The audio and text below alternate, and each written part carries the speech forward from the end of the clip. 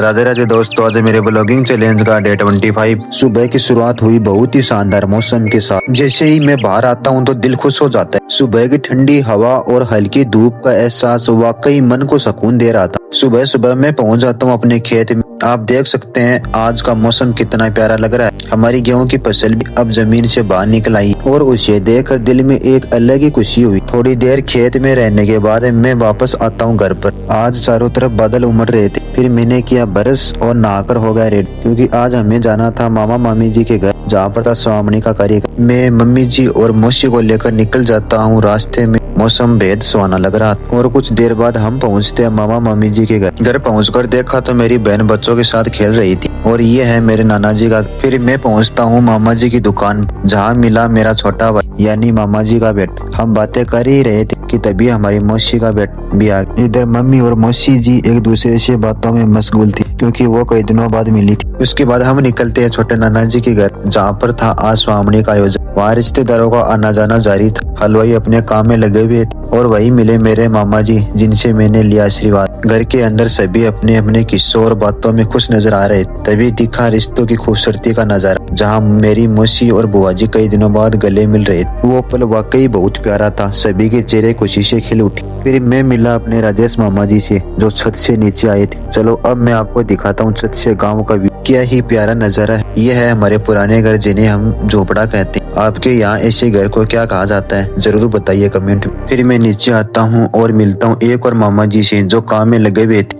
उसके बाद मैं पहुँचता हूँ दूसरे नाना जी के घर। वहाँ मैंने लिया उनका आशीर्वाद। वो नाने की तैयारी कर रहे थे और हमें देखकर मुस्कुराने लगे। पुराने रहन सहन की सादगी वाकई बहुत सुंदर लगती है। थोड़ी देर घूमने के बाद में मैं आता हूँ मामा जी की दुकान पर। वहाँ देखा मामी जी, नानी जी और सब मिलकर गा रहे थे गीत, जो मंदिर में भोग लगाकर लौटे थे। आप भी सुनो गीत। इसी दौरान मैंने लिया मम्मी जी की, बुआ जी और नाना जी का आशीर्वाद। नाना जी का हाथ कंधे पर रखते ही मन को बहुत सुकून मिला।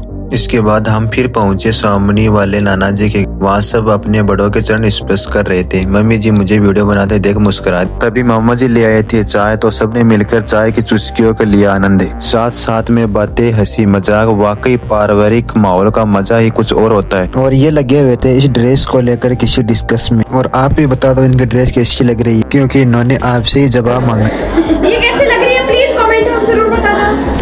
थोड़ी देर बाद पहुंचे मौसी जी और मौसा जी, जो सफर से लौटे थोड़ा थके हुए थे। तो मामी जी ने तुरंत उनके लिए चाय बनवाई। चाय पीने के बाद हमने लिया प्रसाद। फिर मुलाकात हुई रोहतास मामा जी से। और थोड़ी देर बाद में नानी जी की तरफ से मम्मी जी को मिली साड़ी और मुझे दिए कुछ रुपए प्यार से। मामा जी ने लगाया गले और सब घर जाने की तैयारी में थे। जाने से पहले छोटी बहन ने फिर से बनाई चाय। मामी जी ने मम्मी जी को लगाया गले और जाते जाते मुझे भी दिए कुछ पैसे। वो अपनापन, वो प्यार दिल छू गए। फिर सबको किया बाय और हम निकल पड़े अपने घर की ओर। रास्ते में ली सब्जी, घर आकर हाथ मुंह धोए और फिर शाम को खाया स्वादिष्ट खाना। बस दोस्तों, आज के लिए इतना ही। मिलते हैं नेक्स्ट ब्लॉग में। तब तक के लिए राधे राधे।